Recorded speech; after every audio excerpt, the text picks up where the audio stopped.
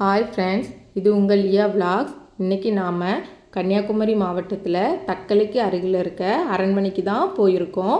இது பத்மநாபபுர அரண்மனைனும் கல்கொள அரண்மனைனும் அழைக்கப்படுது. இந்த அரண்மனையை சுற்றி கருங்கற்களால் ஆன கோட்டையும் அமைக்கப்பட்டிருக்கு. திருவிதாங்கூர் சமஸ்தானத்தில் கட்டப்பட்ட இந்த அரண்மனை கேரள அரசின் கீழ் இருக்கு. இது கேரள தொல்லியல் துறையினரால் பராமரிக்கப்படுது. இங்க பராமரிப்பு பணிகளுக்காக திங்கட்கிழமை தோறும் விடுமுறையும் அளிக்கப்படுது. இங்க காலையில 10 மணிலிருந்து மாலை 4:30 மணி வரைக்கும் ஓப்பன்ல இருக்கும். இங்க பெரியவங்களுக்கு 50 ரூபாவும் குழந்தைங்களுக்கு 10 ரூபாவும் டிக்கெட் வசூல் பண்றாங்க. இது மேற்கு தொடர்ச்சி மலையின் பகுதியான வேலிமலையின் அடிவாரத்தில் அமைஞ்சிருக்கு. இந்த அரண்மனையை திருவிதாங்கூர் சமஸ்தானத்தை ஆண்ட மன்னர் இரவிவர்மா குலசேகர பெருமாள் என்பவரால் 1601ஆம் ஆண்டு கட்டப்பட்டது. ஆனால் தற்போது உள்ள முழு கட்டடமும் அவரால் கட்டப்பட்டது அல்ல. அரண்மனையின் முகப்பில் இருக்கும் தாய் கொட்டாரம் அவரால் கட்டப்பட்டிருக்கு என கூறப்படுது. அவருக்கு பின்னால அவரது மருமகன் அனிலன் திருநாள் மார்த்தாண்டவர்மா அரண்மனையை விரிவுபடுத்தி இருக்காங்க. கேரள கட்டடக்கலைக்கு சிறந்த எடுத்துக்காட்டா இந்த அரண்மனை இருக்கு.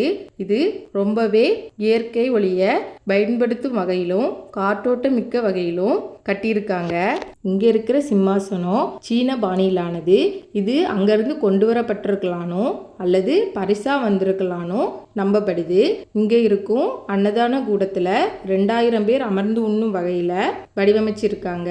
இங்க உப்பரிகை மாளிகையின் பக்கத்துல சரஸ்வதி அம்மன் கோயிலும் இருக்கு.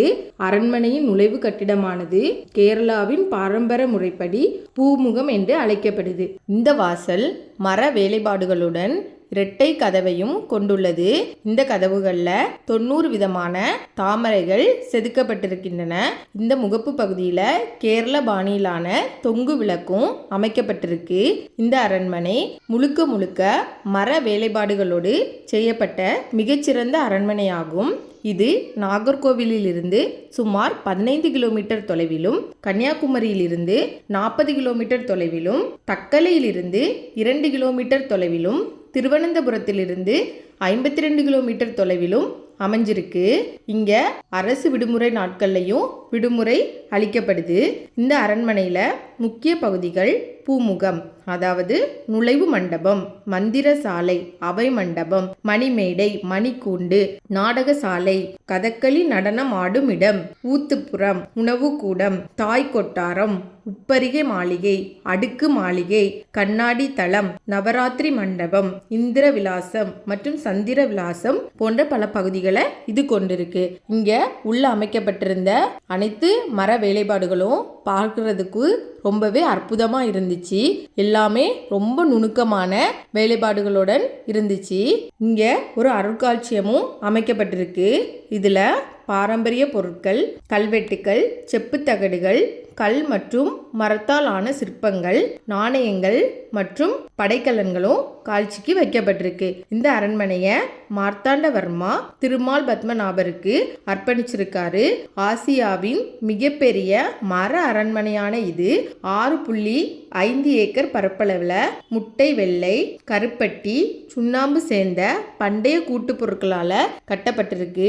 இங்கே இருக்கிற ஓவியங்கள் எல்லாமே 100 வருடத்திற்கு பழமையான ஓவியங்கள்னு சொன்னாங்க. பார்க்கறதுக்கு ரொம்பவே அற்புதமான ஓவியங்களா இருந்துச்சு. ஒவ்வொரு ஓவியங்களும் ரொம்பவே நுணுக்கமாகவும் கலைத்திறனையும் காமிச்சிருந்தாங்க. மர வேலைப்பாடுகளுடன் கூடிய அழகான ஒரு அரண்மனை பார்க்கவே ரொம்ப வியப்பா இருந்துச்சு. குழந்தைங்களுக்கும் ரொம்பவே பிடிக்கும். எங்களுக்கும் இந்த அருங்காட்சியகத்தையும் அரண்மனையும் பார்க்கும்போது வியப்பாகவும் ரொம்பவும் பிடிச்சும் இருந்துச்சு. இங்க இருந்த பண்டைய கால பொருட்கள் எல்லாமே ரொம்பவே வித்தியாசமாகவும் அழகாகவும் வடிவமைச்சு வச்சிருக்காங்க. இந்த பொருட்களை குழந்தைங்களுக்கு காட்டி கொடுத்ததுல எங்களுக்கு ரொம்பவே சந்தோஷம். நீங்களும் குழந்தைங்களோட ஒரு வாட்டி இந்த இடத்துக்கு வந்துட்டு போங்க. இந்த மாதிரி கலை நுணுக்கமான மர வேலைப்பாடுகளுடன் கூடிய அரண்மனை கன்னியாகுமரி மாவட்டத்தில் இருக்கிறதுல எல்லாருமே பெருமை கொள்ளலாம். இது மாதிரி பல வீடியோக்களை பார்க்க எங்களோட பதிவை ஃபாலோ பண்ணுங்க, ஷேர் பண்ணுங்க, கமெண்ட் பண்ணுங்க, லைக் பண்ணுங்க, மறக்காம சப்ஸ்கிரைப் பண்ணுங்க. Bye friends.